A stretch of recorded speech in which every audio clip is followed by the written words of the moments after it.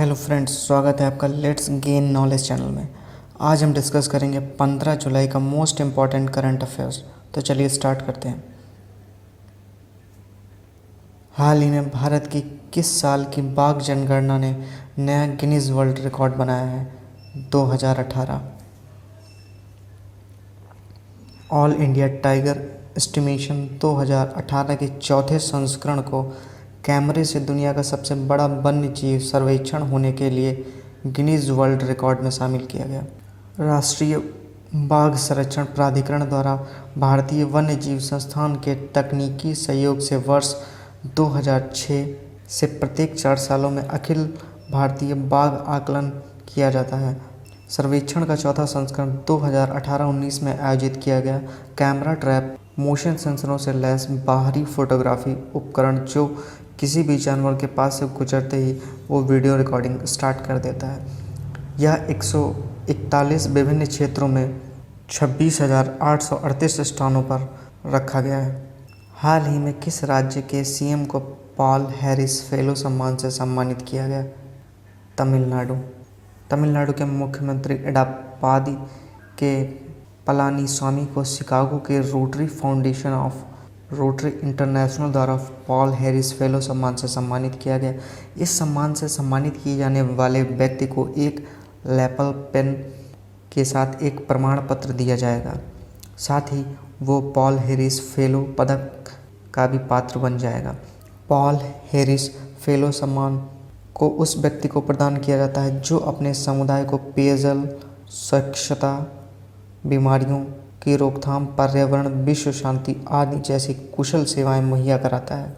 इसके अलावा इसे उन व्यक्तियों को भी दिया जाता है जो उत्कृष्ट योगदान या रोटरी फाउंडेशन को 1,000 अमेरिकी डॉलर का योगदान देते हैं। तमिलनाडु के राज्यपाल बनवारीलाल पुरोहित, रोटरी इंटरनेशनल के अध्यक्ष होल्गर स्नैक। हाल ही में किस राज्य सरकार ने रोको टोको अभियान शुरू किया? मध्य प्रदेश। मध्य प्रदेश सरकार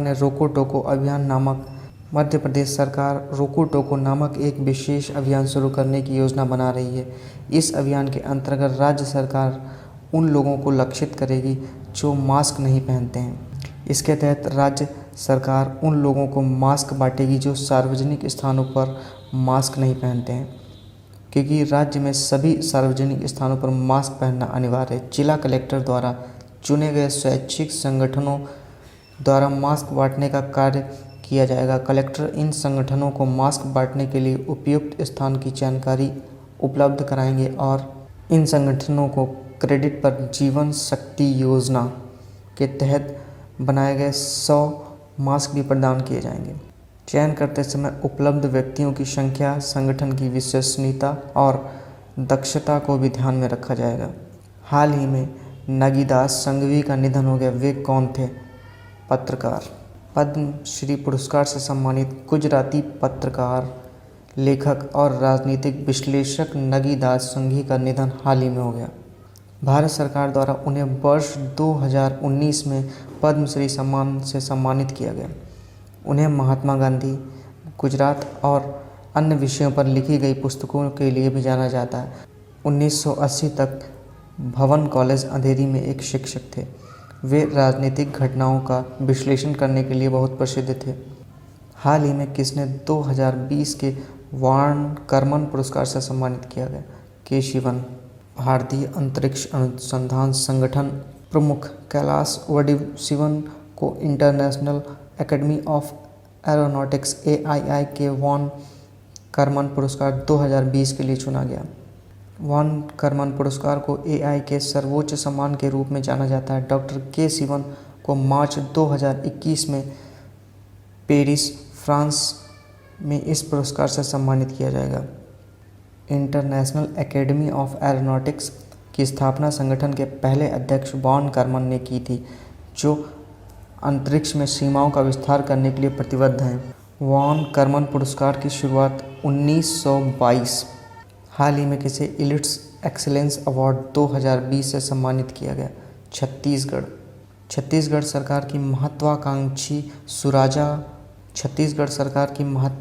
सुराजी गांव योजना और अन्य प्रमुख योजनाओं की निगरानी के लिए बनाई गई मुख्यमंत्री दर्पण वेबसाइट और मोबाइल ऐप को राष्ट्रीय स्तर पर इलिट्स एक्सीलेंस अवार्ड 2020 से सम्मानित किया गया।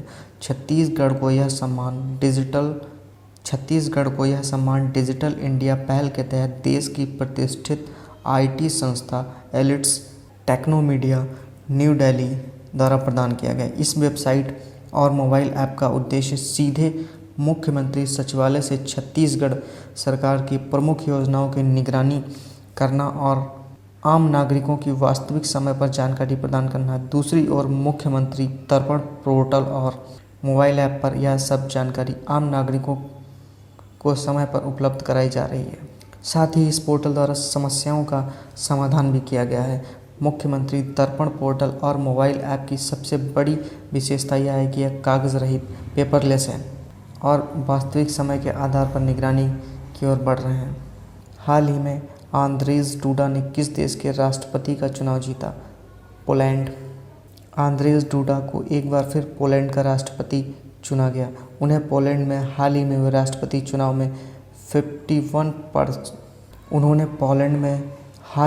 राष्ट्रपति चुनाव में 51.21% वोट हासिल कर जीत हासिल की।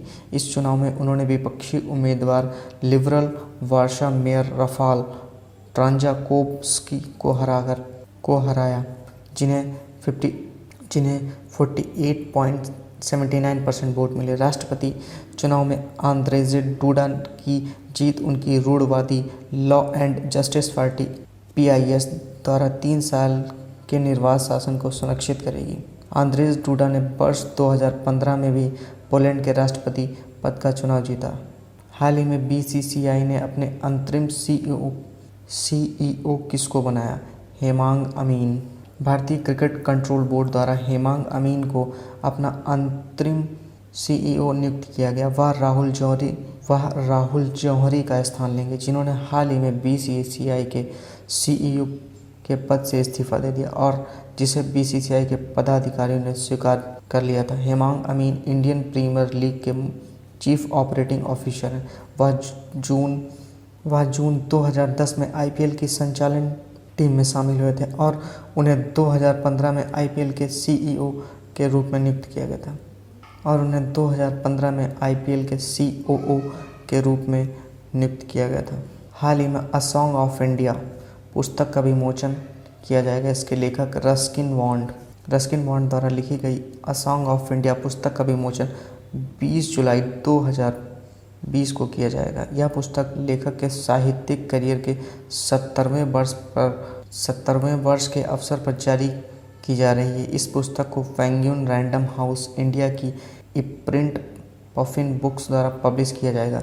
यह नई book looking for the rainbow 2017 till the clouds roll by 2017 और कमिंग राउंड द माउंटेन 2019 के बाद आने वाली उनकी यादगार सीरीज़ की चौथी बुक है। रस्किन बॉन्ड ने अ सॉन्ग ऑफ इंडिया पुस्तक में 16 साल की उम्र में हुए अपने अनुभव साझा किए हैं, जिसमें इन्होंने वर्णन किया है कि प्रसिद्ध लेखक बनने से पहले उन्होंने अपनी लेखन यात्रा शुरू करने के लिए किस प्रकार संघर्ष किया। हाल ही में जैक चार्ल्टन का निधन हो गया। वे कौन थे? फुटबॉलर। इंग्लैंड की 1966 विश्व कप विजेता टीम के सदस्य जैक चार्ल्टन का निधन हाल ही में हो गया। इसके अलावा वह 1976 के लीग खिताब और 1972 के FA कप जीतने वाले ग्रेट डॉन रेबी प्रबंधित लीड्स यूनाइटेड साइड का भी हिस्सा थे। उन्होंने खिलाड़ी के तौर पर 23 वर्षों तक लीड्स यूनाइटेड के लिए क्लब रिकॉर्ड 773 मैच खेले, जिसमें वो फुटबॉल के महान सेंटर डिफेंडर में से एक बन गए थे। उन्होंने 1996 में देश के सबसे प्रतिष्ठित मानद पुरस्कार आयरिश नागरिकता से सम्मानित किया गया। हाल ही में एक ही सीज़न में 20 गोल करने वाले कौन से फुटबॉलर बने हैं? Lionel Messi. Thank you friends. अगर आपको यह लेक्चर अच्छा लगा हो तो please like share and subscribe my channel.